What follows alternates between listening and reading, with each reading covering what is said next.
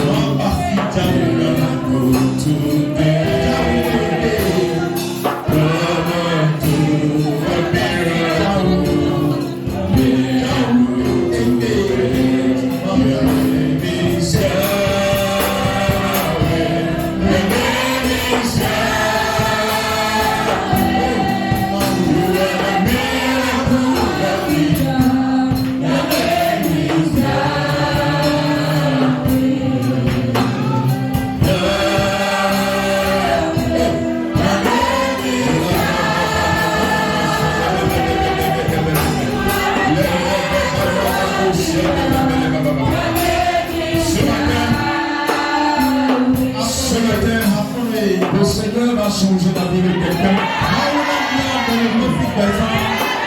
Il est celui qui écrit les destinées. Il n'est pas fatigué de faire des miracles. Il peut encore faire quelque chose de nouveau dans ta vie. L'Esprit de Dieu me pousse à dire à quelqu'un ce matin que ce n'est pas encore trop tard. Ce n'est pas encore trop tard pour Dieu. Ce n'est pas encore trop tard pour Dieu.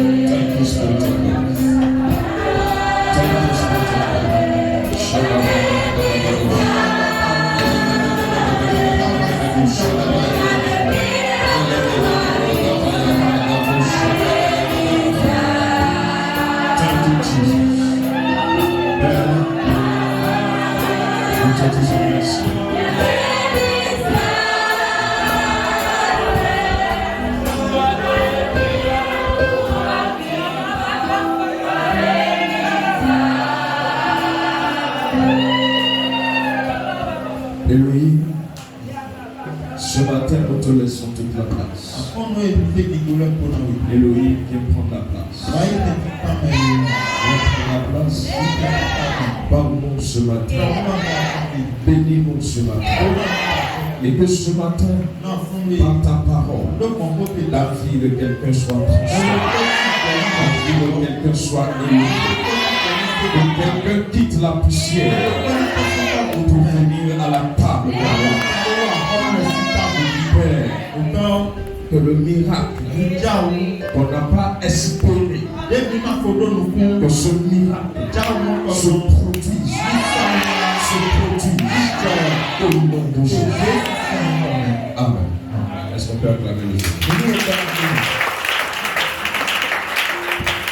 Nous allons lire dans le livre des Psaumes.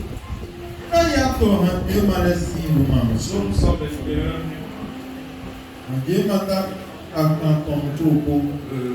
Verset 1 et 2.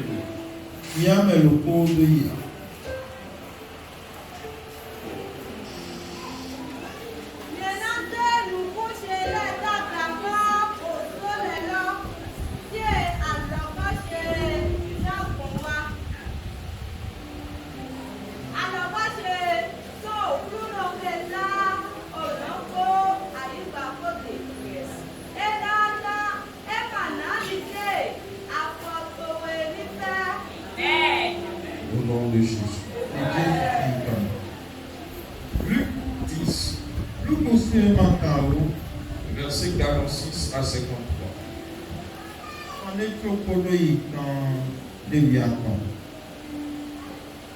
Je lis. Ils arrivèrent à Jéricho. Et lorsque Jésus en sortit avec ses disciples et une grande foule, le fils de Timée, Bartimée, mendiant aveugle, était assis au bord du chemin. Il entendit que c'était Jésus de Nazareth. Et il se mit à crier, Fils de David, Jésus, aie pitié de moi. Plusieurs le reprenaient pour le faire taire. Mais il criait beaucoup plus fort, Fils de David, aie pitié de moi. Jésus s'arrêta et dit, appelez-le. Je vois le Seigneur s'arrêter ici ce matin et adresser ton cas. Il va parler à ton cas. Ils appelèrent l'aveugle en disant, prends courage, lève-toi, il t'appelle. L'aveugle jeta son manteau et se levant d'un bond vint vers Jésus.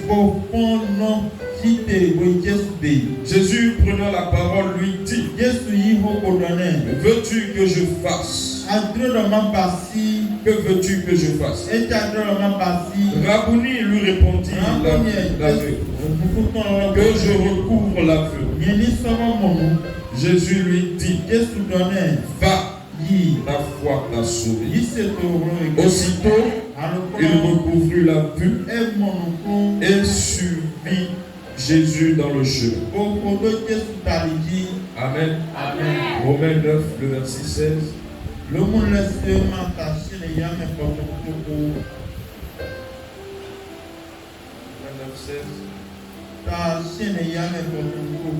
Ainsi donc, cela ne dépend ni de celui qui veut, ni de celui qui court, mais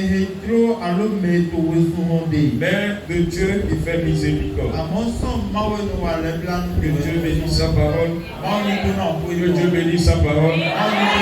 Ce matin, je voudrais vous parler du secours de Dieu. Le secours de Dieu. Ou le secours divin. Amen. C'est pourquoi nous allons relire ensemble notre premier verset. Dans Psaume 121. Ensemble, nous allons lire ça.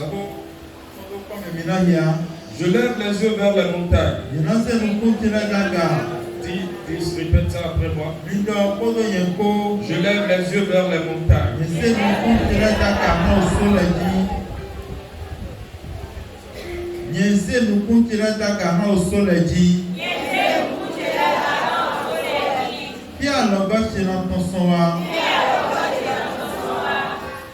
Le secours me vient de l'Éternel.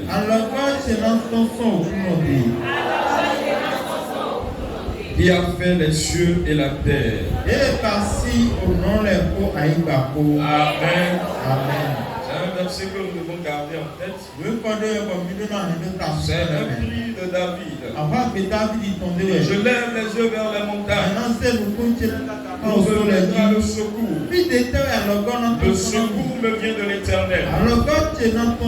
Qui a fait les cieux et la terre. Et le secours dont tu as besoin te viendra ce matin au nom de Jésus. Nous sommes en train de parler du secours de Dieu ce matin. Nous parlons du secours. Le secours veut parler d'une aide, d'une assistance dans le danger ou dans le besoin. Amen. Donc, quand nous parlons du secours de Dieu, nous parlons de quand Dieu vient pour t'aider Quand Dieu vient pour t'assister dans un besoin, quand Dieu décide de t'aider à accomplir quelque chose. Et pendant que je me préparais pour ce matin, l'Esprit de Dieu me dit qu'il veut aider quelqu'un. Et Dieu t'aidera ce matin au nom de Jésus. Au nom de Jésus. Et lève ta main là où tu es. Et dis, Seigneur, j'ai besoin de ton secours ce matin. Prie, fais cette prière rapidement.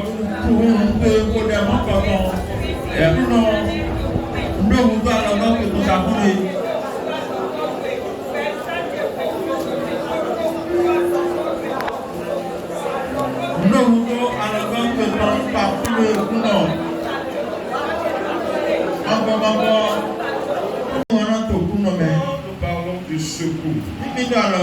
À un moment donné de la vie, nous avons tous besoin d'une aide. Nous avons besoin de quelqu'un pour secourir. On soit peu dans la vie. Et beaucoup de gens n'ont pas besoin de tout. Pas le besoin d'avoir une aide. Parce qu'ils ont leur confiance sur autre chose. Il y a certains qui comptent sur leur capacité. Certains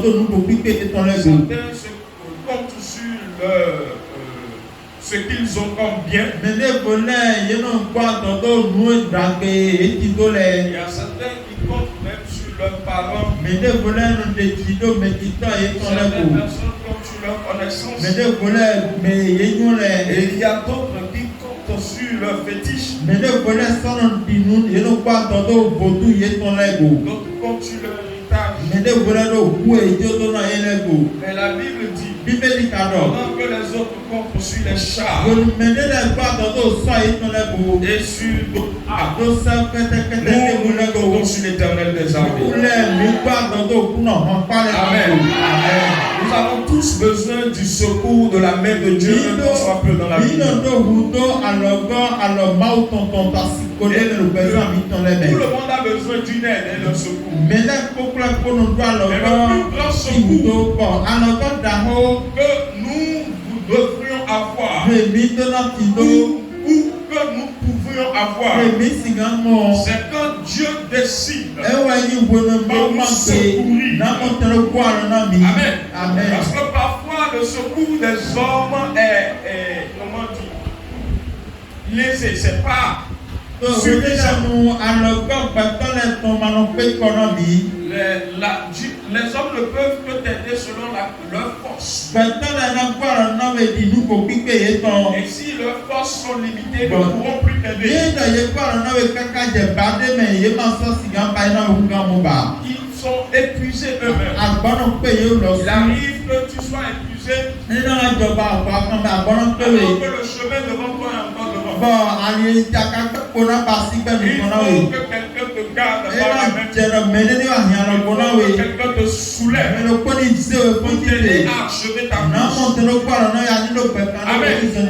Et c'est là où Dieu intervient pour nous secourir. Il y a beaucoup qui manquent ce qu'on appelle le secours dans leur vie. Quelqu'un manque du secours.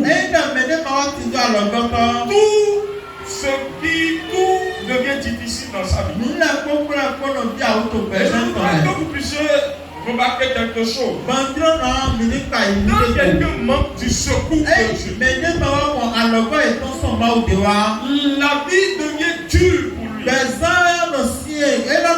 Si vous voulez noter, si vous voulez voir celui qui bénéficie du secours de Dieu, de celui qui ne bénéficie pas du secours de Dieu, il faut remarquer cette caractéristique dans la vie. La caractéristique des gens qui n'ont pas le secours de Dieu sur leur vie, ils sont caractérisés les difficultés. Tout devient dur pour eux. Ils ont la vie difficile. Amen. Quand tu n'as pas le secours de Dieu, ce sont des gens qui se lèvent et se battent tout le temps. Ils sont en perpétuel combat. Ils sont en perpétuel pour pouvoir sortir. Et par finir, ce qui est le plus grand marque, c'est qu'ils sont fatigués. Quand tu n'as pas le secours de Dieu, quand la main de Dieu n'est pas sur ta vie pour te secourir, il y a la fatigue qui s'installe. Et il y a certaines personnes, même ici ce matin, s'ils doivent parler, ils diront qu'ils sont fatigués. Je suis fatigué. Tout devient difficile. En fait, ils deviennent maintenant, bon, si quelque chose va arriver, ça va arriver. Parce qu'ils commencent à s'habituer à la douleur. Ils sont habitués. Ils ne savent pas si un jour il y aura de délivrance. Et ils n'espèrent plus la délivrance. Mais ce matin, je suis venu t'annoncer que si tu as tourné tes regards vers la montagne pour attendre le secours, la Bible dit que ton secours ne viendra pas des montagnes, mais ton secours vient de l'Éternel des armées. Et il y a un Dieu qui va t'écouter ce matin et qui viendra ton secours.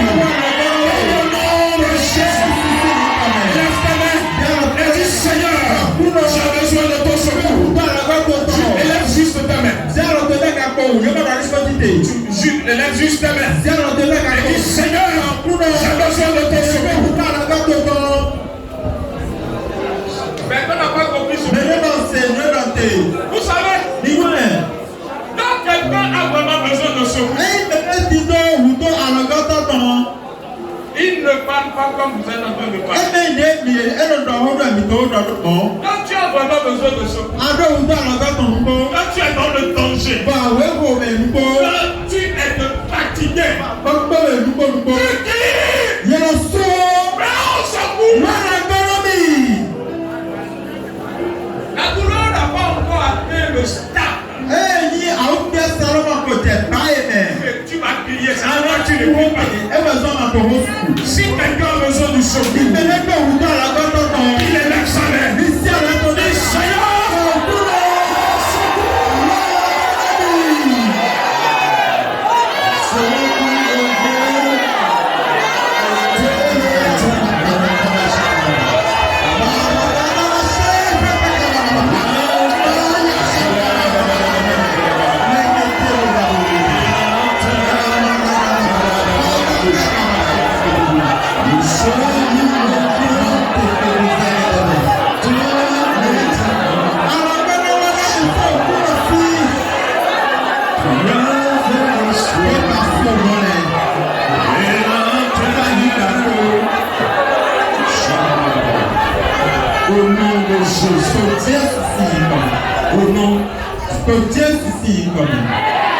nous avons lu l'histoire d'un homme qu'on appelle Bartimée. Qui est aveugle de naissance. Vous savez ce que ça veut dire être aveugle? Je prie que tu n'expérimentes pas ça. Tu ne dois pas expérimenter au nom de Jésus. Ferme tes yeux.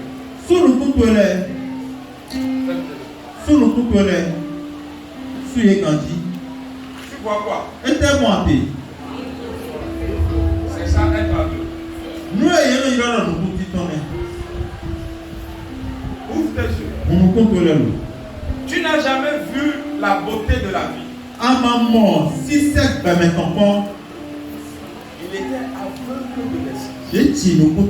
En fait, moi aujourd'hui, j'ai porté du blanc. Il y a quelqu'un qui a porté du vert là. Les couleurs. Mais lui, il n'a jamais vu ce qu'on appelle couleur. Il a dit le contraire.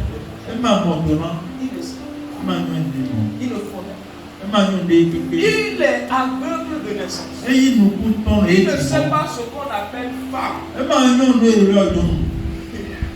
Il n'a jamais vu une entente des êtres qu'on appelle femme.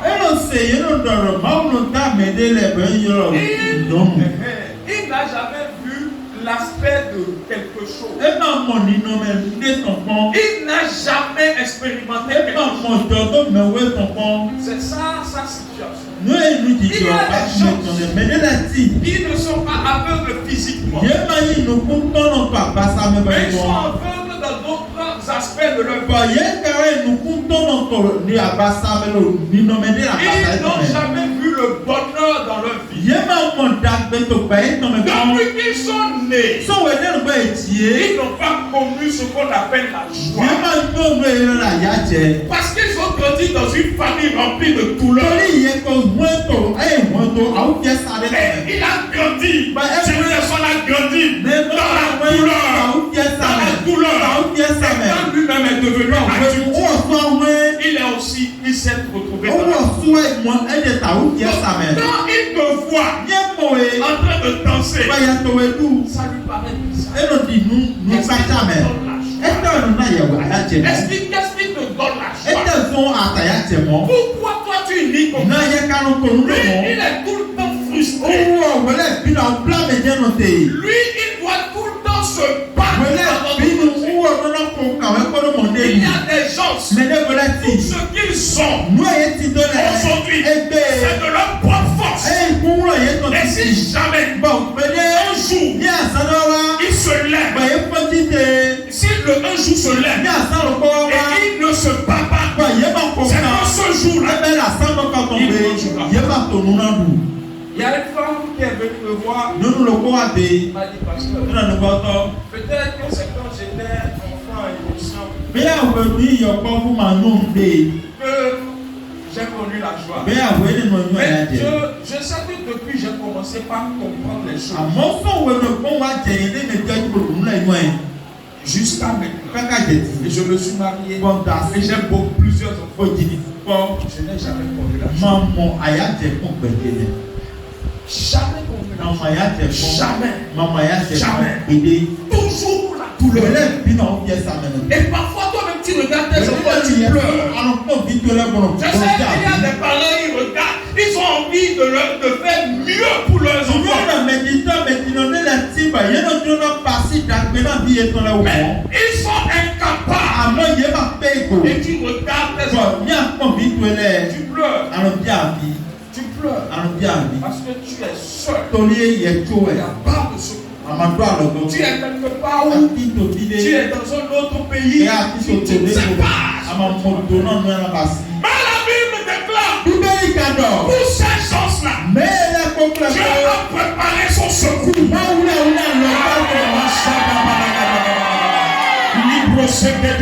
Et ce matin, que le secours de l'Éternel,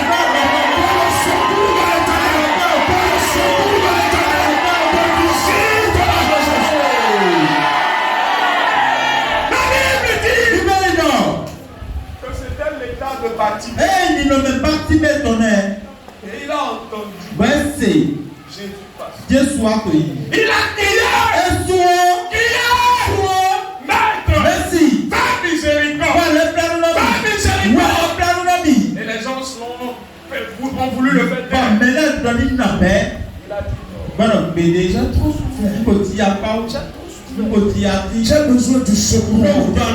J'ai besoin du secours. Est-ce qu'il y a quelqu'un qui a besoin de secours? Si tu as besoin de secours, l'Éternel des armées te secours.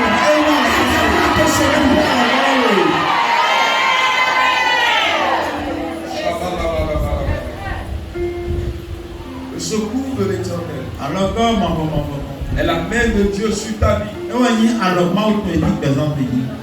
Quand Quand le secours de Dieu est sur la vie de quelqu'un, quand le secours de Dieu est sur la vie de quelqu'un, il a la main de Dieu sur les choses qui sont normalement difficiles et compliquées deviennent choses normales, ça devient plus facile pour lui. Parce qu'il y a une main invisible derrière sa vie qui est en train de le pousser. Je voudrais donner l'image de quelque chose. Est-ce que quelqu'un peut dire? Je suppose que ceci, c'est la charge de la vie.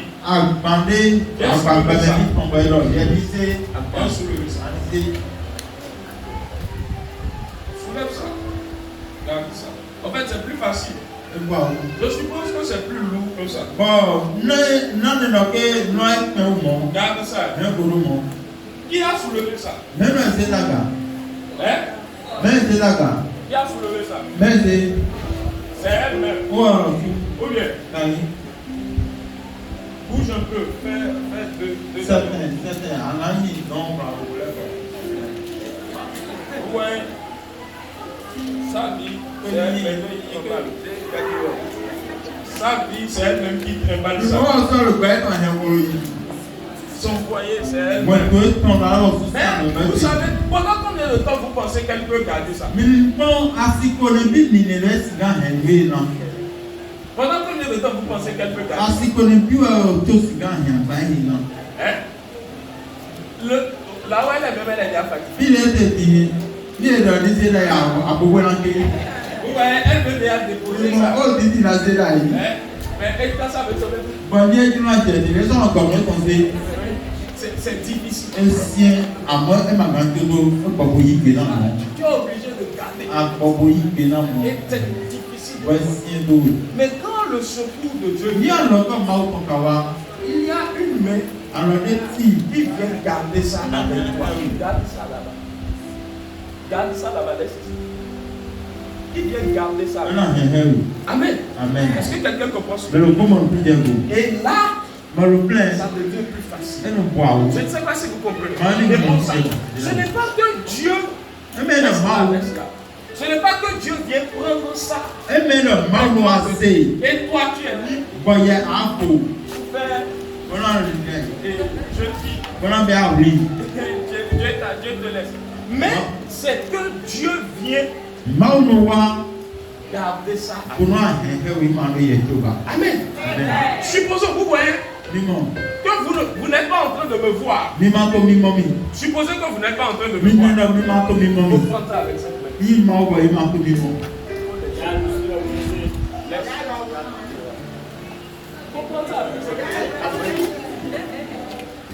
Je suppose que vous ne me voyez pas. Hein? Vous ne me voyez pas. Et vous voyez celle-ci là. Elle garde les choses comme ça. Et toi, c'est comment? Non, pour toi, quand toi tu gardes, pour toi c'est comme ça. Et tu vois, elle garde. Est-ce que vous comprenez ce que je veux dire? Il y a deux personnes ici. Il y a quelqu'un qui garde ça comme ça. Et l'autre, tu vois la première.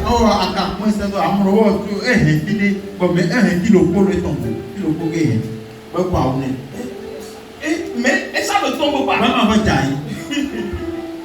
Est-ce que quelqu'un comprend ce que je veux dire? Ça ne tombe pas. Mais toi, tu quand tu n'as pas le secours de Dieu.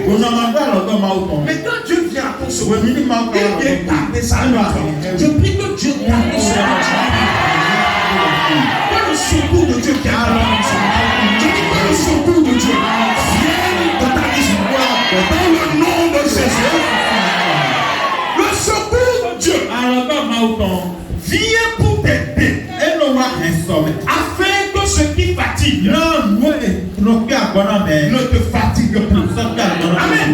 Là où les gens ont du mal à courir, Toi, tu vas courir. C'est excellent. C'est ça ce que le secours de Dieu fait. Est-ce que tu peux mettre la main sur ta tête et dire Seigneur, j'ai besoin de ton secours. Fais cette prière. Nous sommes en train de prier, de prêcher. Je suis en train d'expliquer pour que tu puisses comprendre.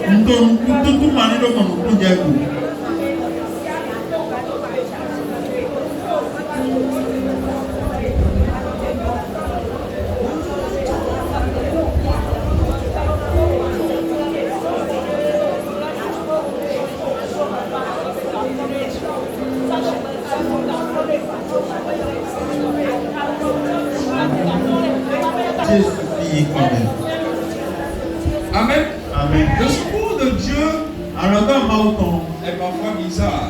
L'autre exemple que je vais donner, l'exemple que je vais donner, et ce que je voudrais que vous puissiez noter ce matin. Le secours de Dieu t'amène à obtenir des faveurs, des grâces, des bénédictions que normalement tu ne mérites. Est-ce que quelqu'un comprend? Normalement tu ne mérites. Je prends l'exemple de quelqu'un par exemple qui devrait aller à une séance ou bien qu'on a invité pour bénir. Et on dit de venir à 10h00. Après 10h, la porte serait fermée. Est-ce que vous comprenez ce que je veux dire? Mais il s'est fait que dans les... tu as eu beaucoup de choses. Certaines personnes, tu as dormi et pourquoi maintenant il y a eu l'accident et tu es venu à 11h. Amen. Amen. Quand tu viens, tu vois quoi? Plusieurs personnes devant la porte et la porte est fermée. Ou bien? Et toi aussi, la porte est fermée sur toi. Mais quand Dieu vient pour te donner le secours, vous savez ce qu'il fait? Avant que toi tu ne viennes en retard, il y a quelqu'un qui te rencontre. Il te dit, arrivé là-bas, dis que c'est de ma part. Est-ce que quelqu'un comprend ce que je veux dire? Et tu viens. La porte est fermée. Tout le monde est bloqué. Mais tu viens, tu dis, certaines personnes, qu'est-ce qui se passe? On ouvre la porte et on se fait la porte. Quand tu rentres, on ferme la porte. Ou bien, est-ce que les autres entrent? Les autres sont entrés. Mais toi, qui est venu en retard, tu as fait quoi? Tu es. Et on a refermé la porte. Quand le secours de Dieu est sur toi, quelle que soit la malédiction qui est sur ta maison, ce qui empêche tout le monde de prospérer. Parce que toi, tu es secouru. Tu es exempté. La loi qui détruit tout le monde ne te détruira pas. Celui stoppe tout le monde ne te stoppera pas. Parce qu'il y a le secours. Est-ce que quelqu'un comprend ce que je dis? Parce qu'il y a le secours. Parce qu'il y a le secours. Parce qu'il y a le secours. Je prie pour quelque chose dans ta maison. Tout ce qui arrête tout le monde. Parce que toi, tu es secouru de l'Éternel. Tu ne seras pas arrêté. Les autres, on peut les arrêter. Mais toi, tu ne seras pas arrêté. Toi, tu ne seras pas arrêté. Toi, tu ne seras pas arrêté. Toi, tu ne seras pas arrêté. Au nom de Jésus. Au nom de Jésus. Et tiens-toi debout, nous allons faire cette prière. Avant Avant de continuer, tu vas faire cette prière.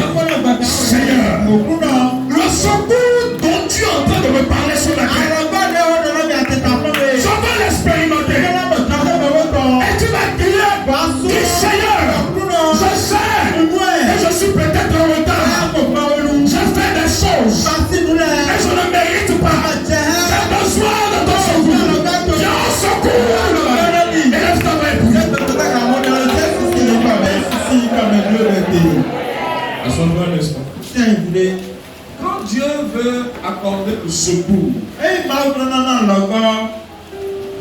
est-ce qu'il a dit ça? Le secours de Dieu brise toute forme de limitation. Amen. Amen. Celui qui a le secours de Dieu sur sa vie, ne lui dites pas que Dieu ne peut pas l'amener quelque part. Quand il a le secours de Dieu, n'importe quel miracle peut se produire. Je dis n'importe quel miracle.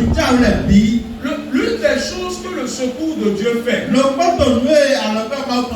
ça amène les gens à être jaloux. Amen. Parce que on voit que normalement tu ne mérites pas. Selon la loi des hommes, ou bien selon la manière dont eux ils connaissent Dieu, normalement, toi là, tu ne peux pas avoir avec tout ce que tu as, avec telle femme, la famille où tu as quitté, le pays où tu as quitté, ce n'est pas normal. Est-ce que quelqu'un comprend ce que je dis? Ce n'est pas normal. C'est ça ce que le secours. Il y a un miracle que Dieu va te donner. Et ton entourage, ils seront jaloux. Reçois ce miracle. Reçois ce miracle.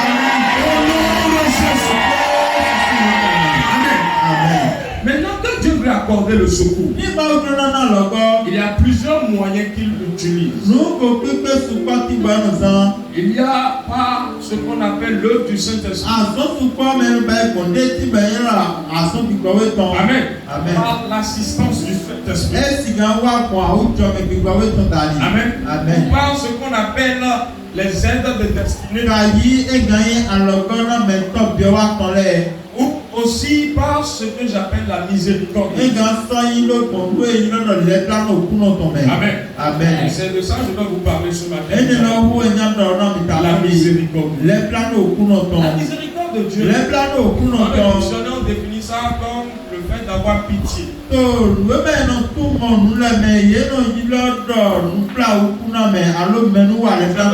veux aussi compléter une définition. C'est la délivrance que Dieu accorde à quelqu'un qui ne mérite pas cette délivrance. Amen. En fait, Dieu t'accorde ça. Mais tu ne mérites pas ça. Tu ne mérites pas. Mais il t'accorde ça. Et pourquoi il l'accorde? Parce qu'il est amour. C'est sa nature. Est-ce que quelqu'un comprend ce que je dis? C'est sa nature. Il accorde sa miséricorde parce qu'il est omnipotent. Il peut tout. Il est souverain. Il n'y a aucune loi qui soit au-dessus de lui. Je ne sais pas si vous comprenez. Il peut prendre n'importe quelle décision. Sans que personne ne le contacte. Parce qu'il est Dieu. Je ne sais pas si vous comprenez. C'est quand Dieu décide de fermer les yeux sur certaines choses et de faire grâce. Que Dieu fasse miséricorde. Que Dieu fasse miséricorde. Dieu accorde sa miséricorde à quelqu'un. Il ne tient pas compte de ton passé. Il ne tient pas compte de tes péchés. Il ne tient pas compte de la loi te limiter. Il te fait miséricorde. Il te bénit. Sans que tenir compte de ces choses. C'est pourquoi dans Romains 9 que nous avions dit, ainsi, cela ne dépend pas de celui qui court ou de celui qui peut, mais de celui à qui Dieu fait miséricorde. Amen. Amen. C'est normalement, comme je l'ai dit, l'exemple que j'ai donné tout à l'heure. Tu n'as pas mérité qu'on ouvre la porte. On ouvre la porte. Amen. Amen. C'est ça la miséricorde. Maintenant, comment faire pour obtenir la miséricorde? Il faut être soi-même miséricordieux.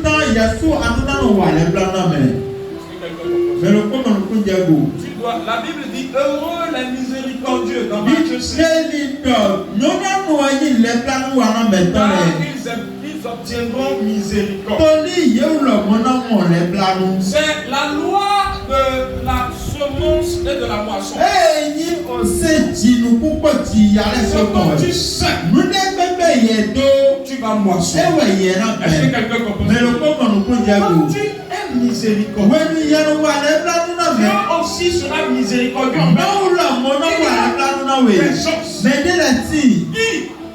Eux là, quand les offenses, ils ne pardonnent. Dieu ne peut pas être miséricordieux à ton niveau.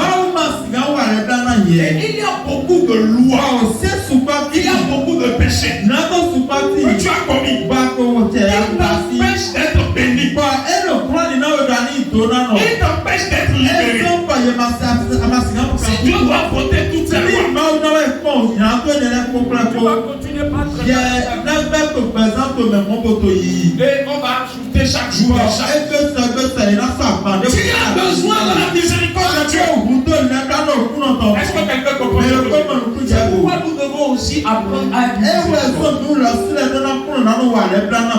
Deuxième chose, nous devons obtenir la miséricorde. C'est de crier à Dieu avec un cœur sincère. De tout son cœur. La Bible dit que quand on crie à l'Éternel, il entend. Amen. Amen. Mais parmi tous les cris, il y a un type de cri quand Dieu entend. Quand il entend, il ne ferme pas ses oreilles. C'est le cri de la miséricorde, de celui qui crie miséricorde. Quand vous lisez la Bible, vous allez voir, beaucoup sont derrière Jésus.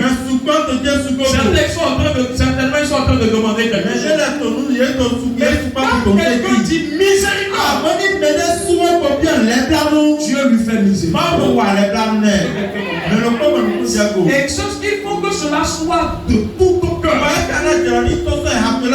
Le passage de Luc que nous avons lu, vous allez voir, la Bible dit que Jésus passait et il a même dépassé Bartimée. Et c'est Bartimée. Il n'a jamais vu. Il ne sait pas ce qui se passe. Il dit qu'est-ce qui se passe? Parce qu'il y avait une foule. Il y avait une foule. Et beaucoup, il y avait du bruit. Est-ce que c'est la terre? Il dit qu'est-ce qui se passe? On lui dit c'est Jésus de Nazareth. Il y avait une foule de gens. Et la Bible dit Jésus,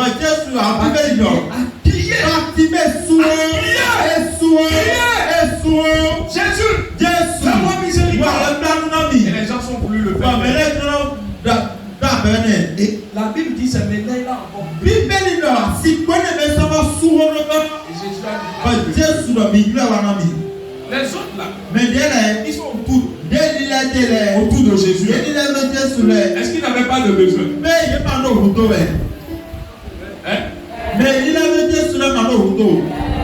Ceux qui sont, il y avait des gens qui sont là. Est-ce qu'ils n'avaient pas de besoin? Vous croyez qu'ils seront à côté de Jésus et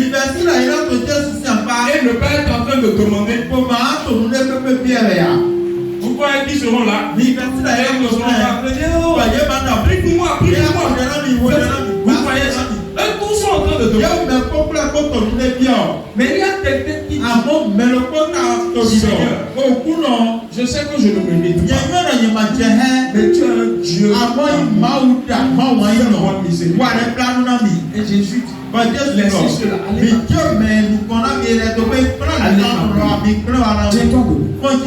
Il y a des choses tu ne mérites pas. Mais Dieu va t'accorder. Écoute-moi, je vais te donner 5 minutes et tu vas prier. Il y a beaucoup de choses qui normalement t'empêchent de recevoir ce que tu veux. Mais quand tu vas crier à Dieu, il va t'entendre. Je sais que je suis un pécheur. Je sais qu'à un moment donné, je suis resté dans l'alcoolisme, dans l'adultère, dans la fornication. Seigneur, je ne mérite pas. Je ne paye pas ta dîme normalement. Mais pardonne-moi. Et viens au secours. Là où je suis là, je suis fatigué. Je suis fatigué. Vous savez, cette prière, la prière de ce matin, c'est pour celui qui est fatigué et qui a besoin du secours de Dieu. Et le Dieu ce matin va faire un miracle. Et la femme est prise dans le monde.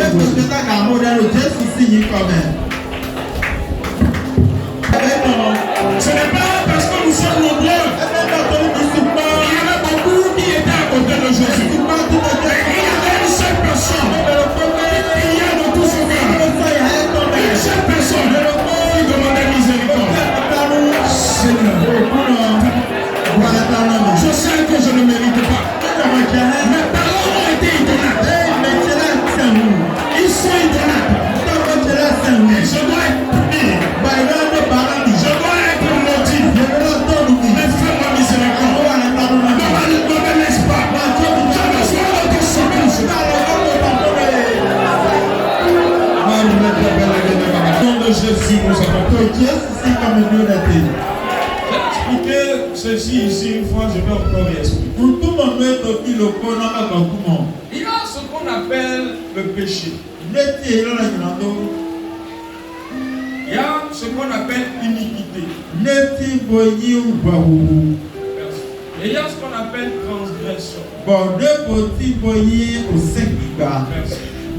Amen. Ces trois choses ne sont pas les mêmes. Au fait, on les classe tous dans le péché. Le péché, c'est ce que tu fais. Tu commets le péché.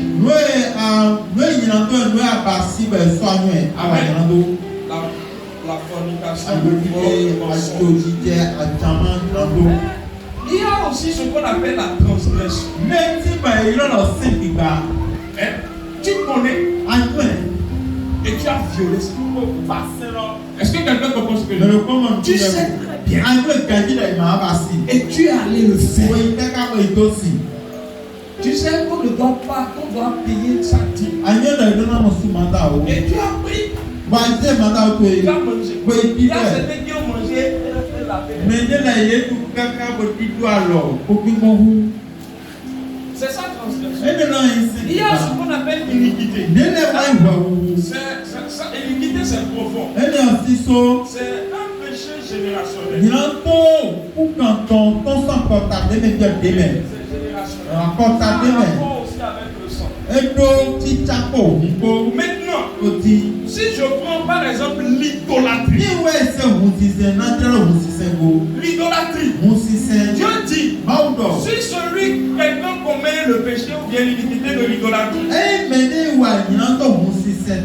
il sera puni. Et ce serait jusqu'à la 4e ou bien la 7e génération. Ou bien c'est ça. Oui. Maintenant, lequel parmi vous son papa n'a pas été idolâtre? Non, il y a peut-être.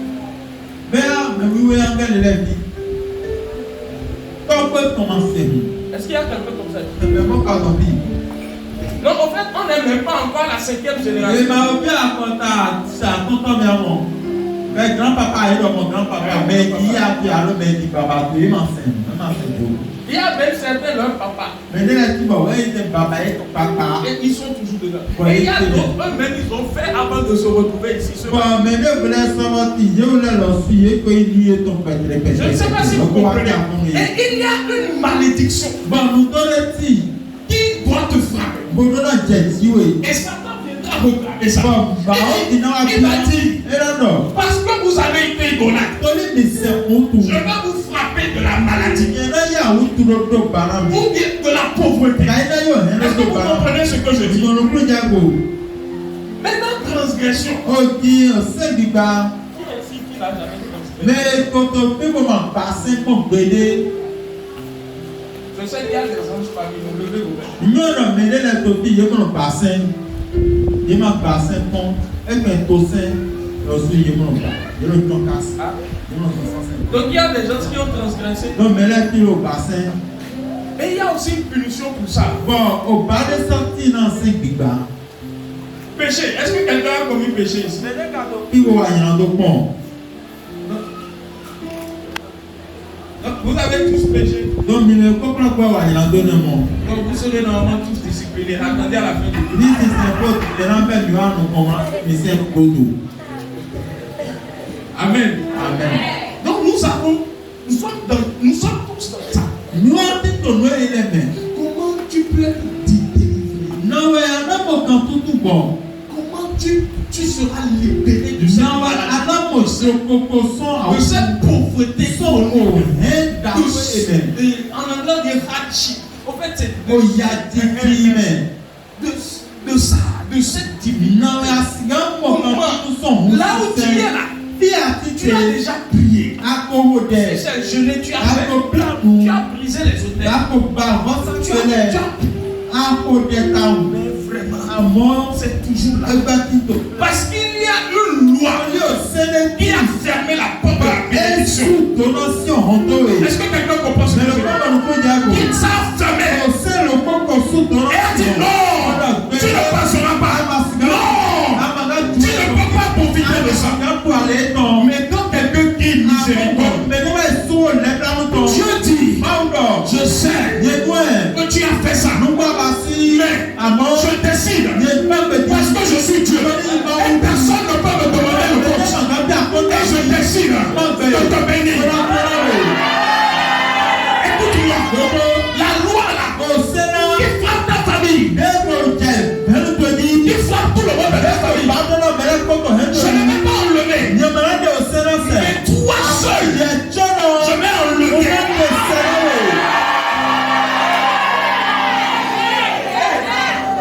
Je ne sais pas si tu comprends ce que je dis. Ce n'est pas que la malédiction est brisée. Tu comprends ce que je dis? Ce n'est pas que la malédiction est brisée. Mais parce que toi, tu as dit miséricorde. Il t'enlève tout ça.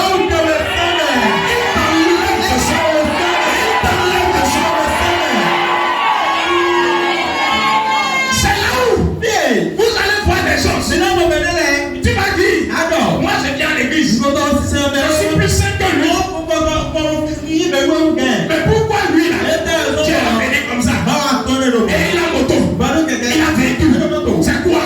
Qu'est-ce qu'il a pu comprendre? Moi je parle en langue même. Mais pourquoi? Parce que lui, il a appris à dire Seigneur miséricorde. Seigneur miséricorde. Seigneur miséricorde. Toi, tu es lui, il a appris à dire Seigneur, je sais que je ne mérite pas, mais toi me punis. Fais-moi miséricorde. Est-ce que quelqu'un comprend ce que je dis? C'est ça la miséricorde. Et c'est comme ça qu'on obtient le secours. Une bénédiction que tu ne mérites pas. Et les gens commencent par te jalouser. On ne comprend pas ça. Est-ce que tu comprends ça? C'est vivre au-delà de la loi des malédictions. C'est pourquoi ce matin, je voudrais que tu pries. Dieu ne fait pas ses oreilles. Si tu peux dire Seigneur, Ce matin, je veux miséricorde. Je veux que tu me passes.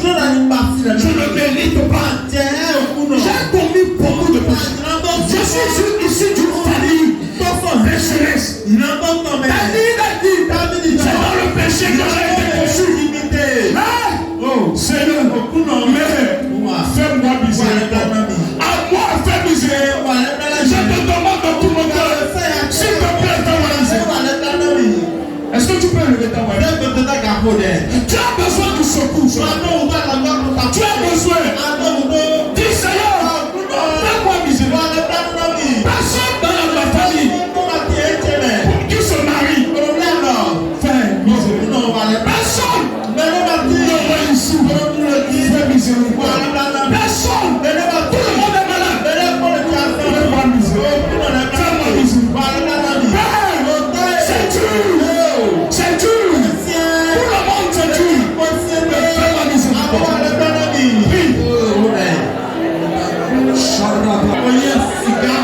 Tu étais un fumeur. Le Seigneur me dit ça. Tu étais un fumeur. Tu étais un fumeur. Mais il veut te faire miséricorde.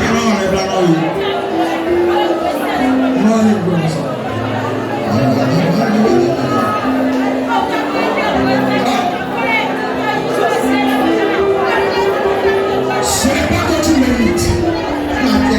Ce n'est pas que tu mérites. Mais si tu ne me fais pas miséricorde, oh, je suis foutu. Fais-moi miséricorde. Fais-moi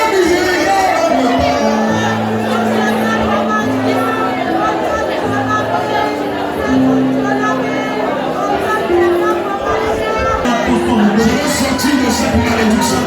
Je veux sortir de cette malédiction. La sorcellerie qui tue tout le monde. La sorcellerie qui tue tout le monde. Ne me tuera pas. Fais-moi miséricorde. Fais-moi miséricorde. Mes péchés me condamnent. Mes péchés me limitent. Ma famille a péché. Mes pères, fais miséricorde. Je ne suis pas marié normalement. Je n'ai pas fait le mariage normalement. Je suis même allé prendre le mari d'autrui. Oui, c'est le mari d'une autre personne, j'ai pris. Seigneur, pardonne-moi. Fais-moi miséricorde. Dieu peut te faire miséricorde.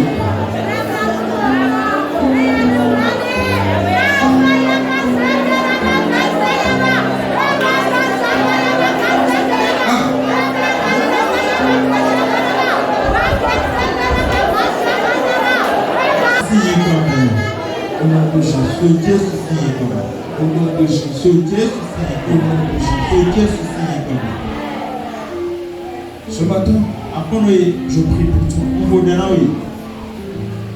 Que la ligne au cours, que personne ne traverse dans ta maison. La miséricorde de Dieu amène à traverser. Personne n'arrive à concevoir dans ta maison. Tu vas concevoir.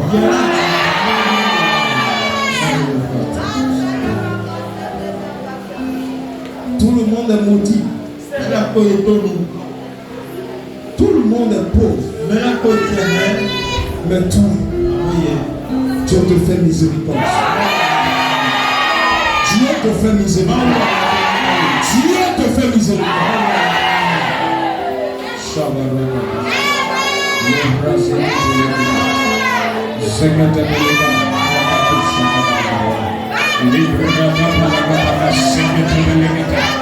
Détruis ta finance. Ce matin, que Dieu te fasse miséricorde. Que Dieu te fasse miséricorde. Reçois la miséricorde de Dieu. Au nom de Jésus. Amen. Est-ce qu'on peut se tenir debout? Acclamez le Seigneur.